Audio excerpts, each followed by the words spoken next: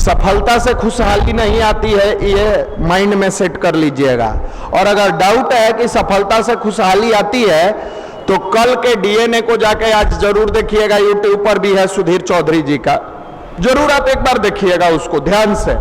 कल के डीएनए को अमेरिका का एथलीट 28 अटेम्प्ट लेता है विश्व लेवल के कंपटीशन पर, 20 बार गोल्ड मेडल जीतता है, 8 बार सिल्वर और ब्रॉन्ज मेडल मिलता है उसको। उसके बावजूद जब जब गोल्ड मेडल जीतता था तब तब सुसाइडल टेंडेंसी उसके मन में आती थी और वो सोचता था कि हम सुसाइड कर लें। सफलता तो उसको भी मिली।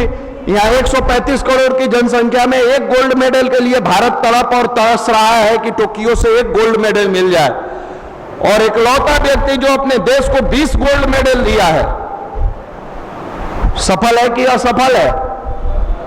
उसके बावजूद इस तनाव में है कि सुसाइडल टेंडेंसी बार बार मन में आ रहा है, बार बार मन में आ रहा है। यही नहीं, इस बार टोक्यो के जिम्नास्ट, वहीं अमेरिका की, यूएसए की, गोल्ड के लिए खेलने जाती है, पहला छलांग लगाती है, थोड़ा बहुत दिक्कत होता है, वो चाहती तो फिर से आके छलांग लगा के और गोल्ड मेडल अपने लिए और देश के लिए जीत सकती थी, लेकिन आके स्टेटमेंट देती है कि हम मानसिक रूप से तनाव में है, इसलिए हम, जबकि 24 साल के उम्र में अपने देश को 6 या 8 गोल्ड मेडल दिलाई हुई है। 24 साल की उम्र में बड़े बड़े ऐड कंपनियां उससे ऐड लेते हैं, पैसा की कमी नहीं, नाम की कमी नहीं, इज्जत की कमी नहीं, शोहरत की कमी नहीं, लेकिन मेरे मित्र जिंदगी में खुशहाली नहीं है। आप देखिएगा पटना में बड़े बड़े, आप लोग भी बड़ा आदमी मानते हैं, किसको बड़ा मानते हैं? सबसे पहले तो जहां पढ़ते हैं वो टीचर को बड़ा आदमी मानते हैं, बहुत बड़ा आदमी है। आप देखिए 1.5 साल के इस कोविड के दरमियान, ठीक है थोड़ी सी परिस्थितियां उठापटक सबके साथ हुई है, इसको इग्नोर नहीं किया जा सकता है, लेकिन उसके बावजूद वो परेशान है। रेंट वाला परेशान अलग कर रहा है, जिंदगी अलग परेशान कर रही है। फिर आप तो सफल व्यक्ति हैं भाई, आपका गाड़ी है, एसी गाड़ी है, एसी बंगला है, एसी रूम है, एसी क्लासरूम है, एसी आपका ऑफिस है, फिर भी आपके चेहरे से पसीना टपक रहा है। क्या हो गया भाई? तनाव में है। माफ करिएगा मेरे मित्र, जिंदगी में तनाव कभी सफलता से कम नहीं होता। जिंदगी का तनाव हमेशा अध्यात्म समाप्त करता है। अगर जिंदगी में आप चाहते हो कि तनाव ना हो, तनाव कम हो, ना होना तो पॉसिबल नहीं है, कम हो, या तनाव को हम हैंडल कर सके, उसका एकमात्र विज्ञान है जो भारत का अध्यात्म है। अगर अध्यात्म को आपने अपने जीवन में उतारा, आप जितनी जीवन में तमाम समस्याएं हैं उसका समाधान करते चले जाएंगे, तमाम समस्याओं का समाधान करते चले जाएंगे। वरना तनाव जब चरम पर जाएगा, क्लाइमेक्स पर जाएगा, तो आपको मनोवैज्ञानिक के पास जाना होगा, आपको डॉक्टर के पास जाना होगा, आपको पागलखाना में भर्ती होना होगा, कोई आपको नहीं बचा सकता है। ये तो उन लोगों की कहानी बताए जो बड़े बड़े पैसे वाले थे, बड़े सफल लोग थे। हमारे आपके गार्जियन की हैसियत उतनी नहीं है जिसकी, जितनी वो उम्मीदों के साथ आपको यहां भेजे हैं, जितना कष्ट से यहां हम लोगों को पैसा मिलता है। हमारे आपकी गार्जियन की हैसियत नहीं है कि परिवार से बच्चों को भेज के और 5 साल, 8 साल और 10 साल पटना के रूम में बंद करके और आपको पढ़ाया लिखाया जाए, आपकी सब कुछ सेवा की जाए।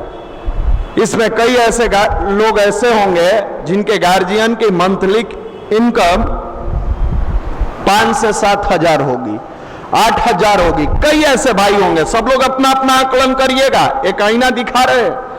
8 हजार से ज्यादा नहीं होगी उनकी मंथली इनकम।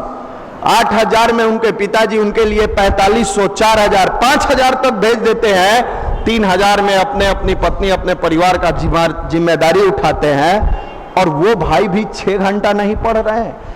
जिसका बाप 12 से 14 घंटा मेहनत करके मात्र 8 हजार की सैलरी उठाता है, उसके बावजूद अपने बेटा को भेज देता है पैसा, और उसका बेटा 6 घंटा नहीं पढ़ रहा है, या उसकी बेटी 6 घंटा नहीं पढ़ रही है। और आप कहिएगा कि भैया हम लोग उस भारत के नागरिक हैं जहां ऋषि महर्षि लोग जन्म लिए, हम उस भारत के नागरिक हैं। आप नागरिक तो बन गए, लेकिन उन ऋषि महर्षियों के गुण से आपके जीवन में कोई परिवर्तन नहीं हुआ। ये युवा प्रकोष्ठ यही काम करता है, आपके अंदर की सोई हुई क्षमताओं को जगाने का काम करता है, आपके अंदर के शैतान को, हैवान को मारने का और इंसान को जगाने का काम करता है। इसी का नाम भारत का अध्यात्म है। इसीलिए आपको यहां बुलाया जाता है। आप प्रवचन सुनने नहीं आते हो यहां। हम लोग बाबा थोड़े हैं कि बैठ के प्रवचन सुनना हो तो संस्कार से लेके आस्था चैनल भरा पड़ा है। आप आराम से घर पर बैठ के सुनिए, झाल ले लीजिए, जाए भी धीरा खैरामता है भी धीरा रहिए, कुछ मत करिए, लॉज में खा के पड़े रहिए। माफ करिए मेरे मित्र, जिस पिता ने उंगली पकड़ के चलना सिखाया, जिसने कंधों पर बैठाकर दुनिया दिखाई, वो भी कुछ चिंतन करता होगा और वो भी कुछ जीवन में सोचा होगा। इसमें जितने लोग अगर एनालिटिकल बढ़िया से पढ़ते होंगे, जनरल कंपटीशन वाले, पता नहीं अब आप पढ़ते हैं किस लेवल से, रीजनिंग में जब साइलोजिज्म से चैप्टर शुरू होगा है तो वहां एनालिटिकल वहीं से शुरू हो जाता है। जनरली लड्डू बना बना सिखाया जाता है, वो लड्डू पेड़ा हो जाता है बाद में, संभावनाओं की केस उस पर नहीं बनता है। चलिए वो सबका अपना अपना पढ़ाने का तरीका है।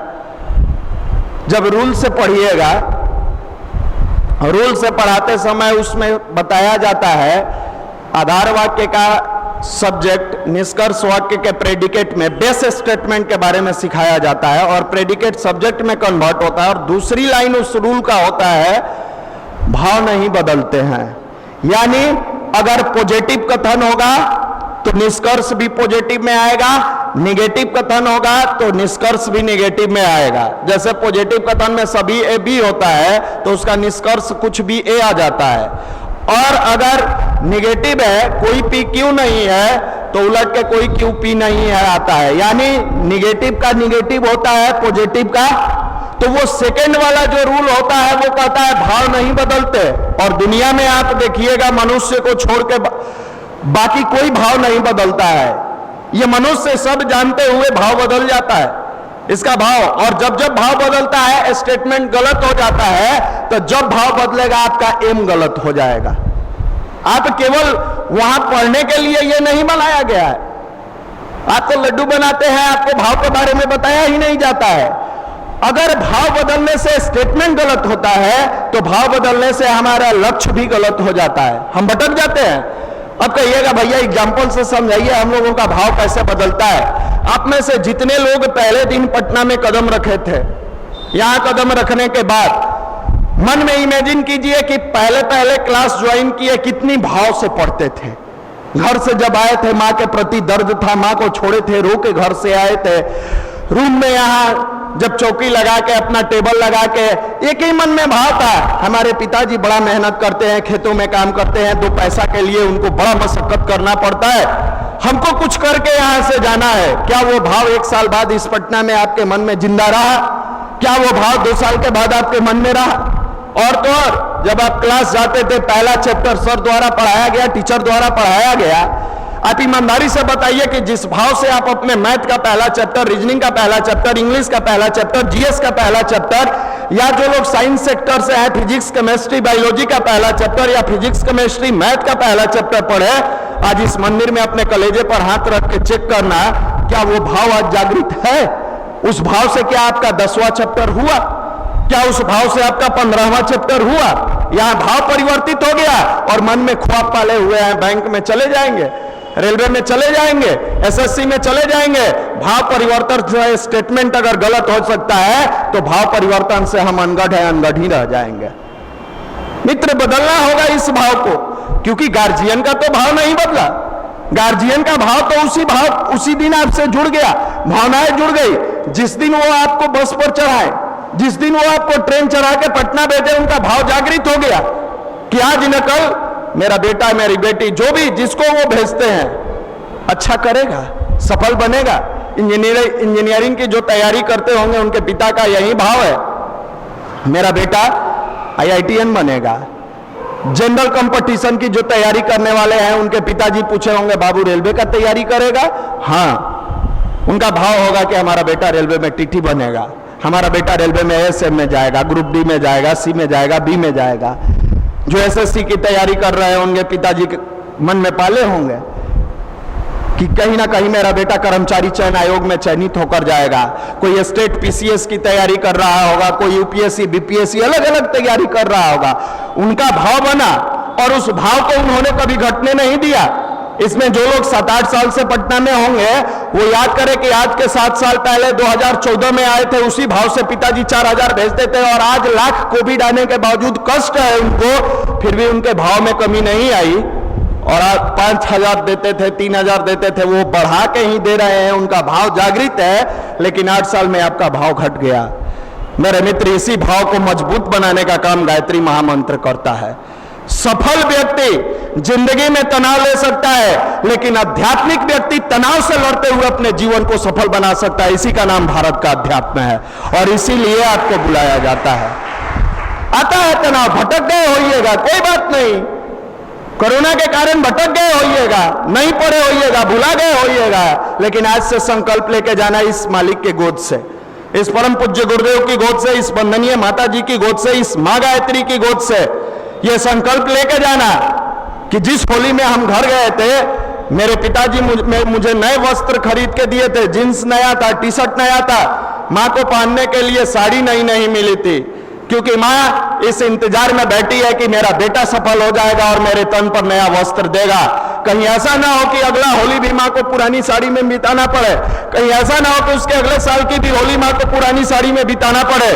उसका बेटा इतनी गायत्री की साधना करते हुए अपनी पढ़ाई को मजबूत बनाएगा कि अगला होली हो सकता है गलती से अगर मेरी मां पुरानी साड़ियों में गुजार ले, लेकिन 2023 की होली में मैं अपने हाथों से, अपनी कमाई से अपने मां के तन पर नया वस्त्र दूंगा, क्योंकि उस मां के बारे में पूरी दुनिया कहती है, तेरे दामन में लाखों सितारे होंगे तो होंगे है फलक, मुझे मेरी मां की मैली ओढ़नी अच्छी लगती है। तो कहता है, मेरे गर्भ में सूर्य है, चंद्रमा है, पृथ्वी है, पहाड़ है, नदी है, झरना है, प्रकृति सब कुछ तेरा है, कुछ नहीं है मेरे पास, लेकिन वो मां सिर पे अगर मैली आंचल रख के एक बार आशीर्वाद दे देती है, बेटा विजयी भव, तो उस मां के मैली आंचल में इतनी ताकत है कि हम इस धरती और आसमान को लड़ा देंगे। उसके लिए जीना है, उस मां के लिए जीना है, उस परिवार के लिए जीना है, उसके इमोशंस के लिए जीना है, जिसने 9 महीना आपको दर्द से पाला है, जिसने दुनिया की परवाह किए बिना कौन क्या कहता है, अपने भूखे सो गई लेकिन सीने से लगा के आपको दूध पिलाई है। दुनिया कुछ भी कहते रहा, क्या कौन सोचेगा, कैसे करेगा। जब पिताजी के पास पैसा नहीं होता था, बेहिचक पड़ोसन के यहां जाके और हाथ पसार के मांगती थी, 4,000 रुपया दे दीजिए, मेरे बच्चे को पटना जाना है। शक्ति स्वरूपा देवी जैसी मां बिना किसी परेशानी में आए अपने बच्चों को पढ़ाने के लिए, अपने बच्चे के अरमान को पूरा करने के लिए दूसरे की दरवाजा खटखटाती है, मान स्वाभिमान को ताक के रख देती है। अगर उसका औलाद पढ़ के बेहतर नहीं बना, उस मां की ममता को दुनिया गाली देगी। अब सोचना आपको है कि आप क्या इस लेवल से युवा बनना चाहते हैं, जहां जिस मां ने इतने प्यार से, पनाह से पाल पोस के बड़ा करके यहां तक भेजा, उस मां के अरमानों को अधूरा रख देंगे, उसके मां के सपनों को अधूरा रख देंगे। वो पिता, बाढ़ में धान की खेती समाप्त हो गई है, आधा से अधिक 70% बिहार में तो बाढ़ आ गया। उन्होंने जो मेहनत किया वो पानी में बह गया, वो डूब गया, वो समाप्त हो गया। उसके बावजूद उस पिता का हिम्मत समाप्त नहीं हुआ। वो हमेशा मन में एक ही भाव रखता है, अरे मेरा फसल नष्ट हुआ है, इस साल नष्ट हुआ है, फिर अगली साल मेहनत करके अपने फसल को मजबूत बना देंगे। मेरा असल नस्ल तो पटना में तैयारी कर रहा है, मेरा नस्ल मजबूत हो गया तो ऐसे हजारों फसल नष्ट हो जाते हैं, फिर भी मुझे कोई गम नहीं है, क्योंकि जिस दिन ये सफल हो गया, आप नस्ल हो, आप फसल नहीं हो।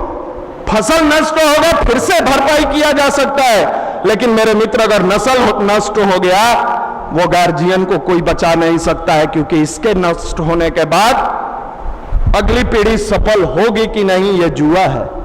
फिर तो आपका बाल बच्चा जब होगा तब न सोचेगा वो गार्जियन, तब तक वो पिता आपके रहेंगे कि नहीं रहेंगे। इसलिए आपसे भाव भरा करबद्ध प्रार्थना है, मेरे मित्र अपने पिता और मां के इमोशंस से न खेलें, अपने परिवार के दिए हुए एक एक पैसे का सदुपयोग करें, एक एक समय प्रकृति द्वारा दिए गए एक एक क्षण का आप सदुपयोग करें। आप तैयारी में पूरी डिवोशन के साथ लग जाएं, पूरी भावनाओं के साथ लग जाएं, पूरी इमोशंस के साथ लग जाएं।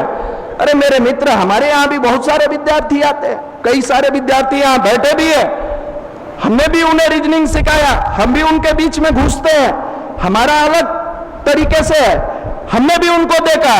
हमने देखा कि वैसे विद्यार्थी जो पटना में आके चकाचौंध की दुनिया में फंस गए, इंटेलिजेंट होते हुए भी असफल हो गए, और वो विद्यार्थी जो पटना में कमजोर था और शिक्षक से जुड़ के, सब्जेक्ट से जुड़ के, सेल्फ स्टडी से जुड़ के, अध्यात्म से जुड़ के अपने आप को एक एक स्टेप आगे बढ़ाने का काम किया। भले मंजिल दूर थी, लेकिन एक एक कदम चलकर उसने मंजिल को हासिल किया।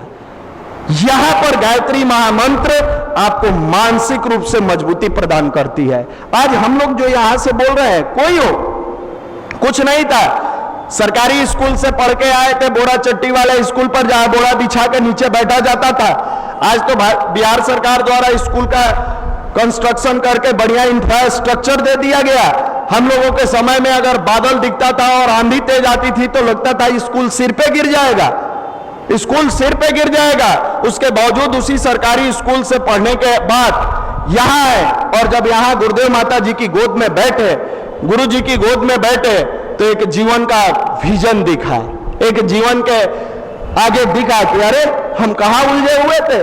हम वो नहीं है जो चार दोस्तों के बीच में लॉज के छत पर चढ़ के और क्रिकेट के बीच बातों को गप करेंगे। हम वो भी नहीं है कि थोड़ी सी सुंदर चेहरे देख के लड़कियों के पीछे आकर्षित होके उस ममतामयी मां के अरमानों को कुचल दे, उस संघर्ष करने वाले पिता के अरमानों को जला के राख कर दे। हम लोग उसमें से नहीं है। वो कब पता चला? जब इस युवा मंडल में जुड़ने के बाद गायत्री की साधना शुरू हुई। हम तो वो है जिस पिता ने हमें उंगली पकड़कर चलना सिखाया, उस पिता के कंधों को मजबूत बनाएंगे। हम तो वो है जिस मां ने कई महीनों तक दर्द से पाला, अपने भूखे सोई हमें भोजन कराया। बुढ़ापे तक जब तक वो उसका शरीर जिंदा रहेगा, कभी उस मां को भूखे नहीं सोने देंगे। और ये अरमाने तब घर करने लगी जब ये गायत्री की साधना जीवन में आई। आप लाख सोचोगे, टिकेगा नहीं।